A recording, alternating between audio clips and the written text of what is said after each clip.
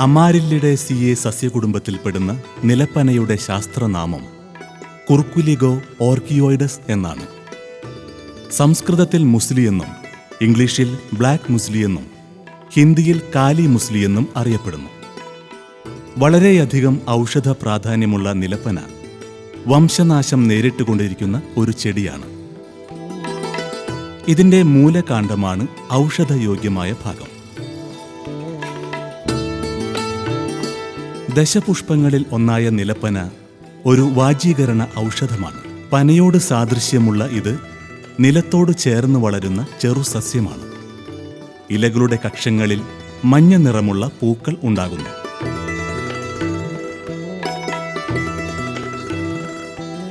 ഒരു സെന്റിമീറ്ററോളം നീളമുള്ള കായ്കൾക്കുള്ളിൽ 1 മുതൽ 4 വരെ വിത്തുകൾ ഉണ്ടെങ്കിലും അവയ്ക്ക് ബീജാങ്കുരണ ശേഷിയില്ല. നിലപ്പനയുടെ സ്വാഭാവിക പുനരുത്ഭവം മഴക്കാലത്ത് മണ്ണുമായി തൊട്ടിരിക്കുന്ന ഇലാഗ്രങ്ങളിൽ നിന്നും മുളപൊട്ടി വളരുന്ന ചെടികൾ വഴിയാണ്. ഇതിൻ്റെ മാംസളമായ മൂലകാണ്ഡം മണ്ണിൽ വളർന്നുകൊണ്ടേയിരിക്കും. വളർച്ചയെത്തിയ കിഴങ്ങിന് ഏകദേശം 4 മുതൽ 5 സെന്റിമീറ്റർ വരെ നീളവും 1 സെന്റിമീറ്റർ വണ്ണവും ഉണ്ടാകും. മുസല്യാദി ചൂർണം, വിശ്വൈല മുസ്ലി കഷായം, മുസലി ഖദിരാദി കഷായം, വിദാര്യാദീഘൃതം, വിദാര്യാദി ലേഹ്യം, മർമ്മഗുളിക, ഭൂതലാദി കഷായം മുതലായ ആയുർവേദ ചേരുവകളിൽ നിലപ്പനക്കിഴങ്ങ് അടങ്ങിയിട്ടുണ്ട്. ധാതുപുഷ്ടിക്കായി നിലപ്പനക്കിഴങ്ങ് ഉണക്കിപ്പൊടിച്ച് പാലിൽ കാച്ചി കഴിക്കാം. കിഴങ്ങ് അരച്ച് മുലപ്പാലും ചേർത്ത് എണ്ണ കാച്ചി തലയിൽ തേച്ച് കുളിക്കുന്നത് പീനസത്തിനു നല്ലതാണ്. കിഴങ്ങ് ആട്ടിൻപാലിൽ അരച്ച് തേനും ചേർത്ത് പുരട്ടിയാൽ മുഖകാന്തി വർദ്ധിക്കും. കിഴങ്ങ് പൊടിച്ചതും ത്രിഫല പൊടിയും കൂടി തേനിൽ ചേർത്ത് കഴിച്ചാൽ വെള്ളപ്പോക്ക് ശമിക്കും. കായിക ലൈംഗിക ശേഷി വർദ്ധിപ്പിക്കുവാനും നിലപ്പന കിഴങ്ങ് ഉപയോഗിക്കുന്നു. അതിനാൽ ഇന്ത്യൻ വയാഗ്ര എന്നും ഇത് അറിയപ്പെടുന്നു. രക്തസ്രാവത്തിന് നിലപ്പന കിഴങ്ങും ചെറുകടലാടിയും അരച്ച് മോരിൽ കലക്കി സേവിക്കാം.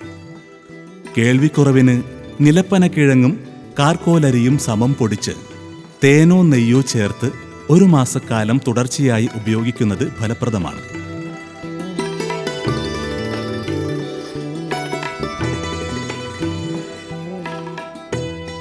നിലപ്പനക്കിഴങ്ങിൽ അന്നജം, റെസിൻ, ടാനിൻ, മ്യൂസിലേജ്, കൊഴുപ്പ്, ഗ്ലൈക്കോസൈഡുകൾ മുതലായവ അടങ്ങിയിരിക്കുന്നു. ഇതിലുള്ള മുഖ്യ ഫീനോളിക് ഗ്ലൈക്കോസൈഡാണ് കുർക്കുലിഗോസൈഡ്. ആൽക്കലോയിഡുകൾ പ്രധാനമായും ലൈക്കോറിൻ, ബീറ്റ സിറ്റോസ്റ്റിറോൾ, യൂക്കാജിനിൻ എന്നിവയാണ്.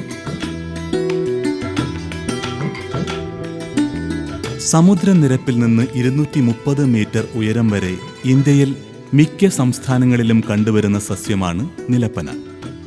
തണലും ഈർപ്പവും ജൈവാംശവുമുള്ള മിക്ക മണ്ണിലും ഇത് വളരും. നിലപ്പനയുടെ മുളയോട് കൂടിയ കിഴങ്ങിന്റെ തലഭാഗമാണ് നടുവാൻ ഉത്തമം.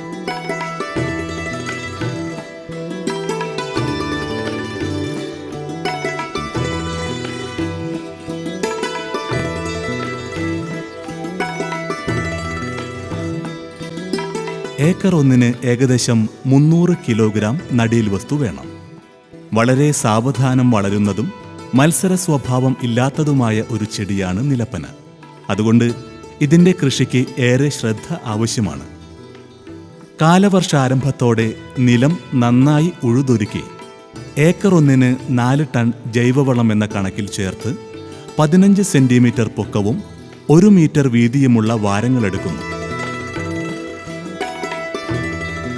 വാരങ്ങളിൽ 10-15 സെന്റിമീറ്റർ അകലത്തിൽ വിത്തുകിഴങ്ങ് നട്ട ശേഷം ചപ്പുചവറുകളോ കച്ചിയോ കൊണ്ട് കനം കുറച്ച് പുതയിടണം.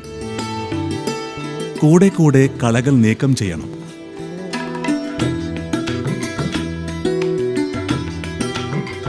മൂലകാണ്ഡം മുകളിലേക്ക് വണ്ണം വെച്ച് വളരുന്നതുകൊണ്ട് ഇടയ്ക്കിടെ മണ്ണണച്ചു കൊടുക്കുന്നതും നല്ലതാണ്. ചെറിയ തോതിലുള്ള രാസവള പ്രയോഗവും അഭിലഷണീയമാണ്. തണൽ ഇഷ്ടപ്പെടുന്ന ചെടിയായതുകൊണ്ട് വൃക്ഷവിളകളുടെ ഇടയിൽ ഇടവിളയായി കൃഷി ചെയ്യുന്നതാണ് ഉത്തമം.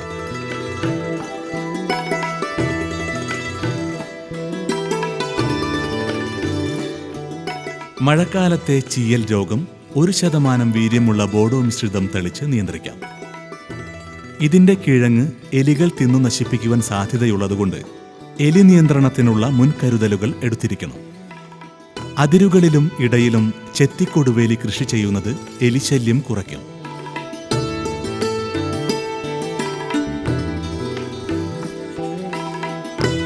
സ്ഥിരസ്ഥായി സസ്യമായ നിലപ്പന ദ്വിവർഷ വിളയായിട്ടാണ് കൃഷി ചെയ്യേണ്ടത്.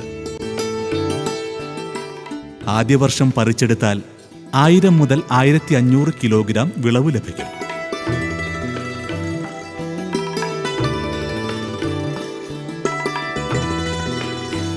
ഇതരിഞ്ഞ് ഉണക്കിയെടുത്താൽ 35 മുതൽ 40% വരെ ഉണക്ക ലഭിക്കും. രണ്ടാം വർഷമാണ് വിളവെടുക്കുന്നതെങ്കിൽ ഇതിന്റെ ഇരട്ടിയോളം വിളവ് പ്രതീക്ഷിക്കാം. ഔഷധ ഗുണവും വർദ്ധിക്കും. വൃത്തിയാക്കിയ നിലപ്പന കിഴങ്ങ് 1 സെന്റിമീറ്റർ നീളമുള്ള കഷണങ്ങളാക്കി അരിഞ്ഞുണക്കി വിൽപ്പന നടത്താം.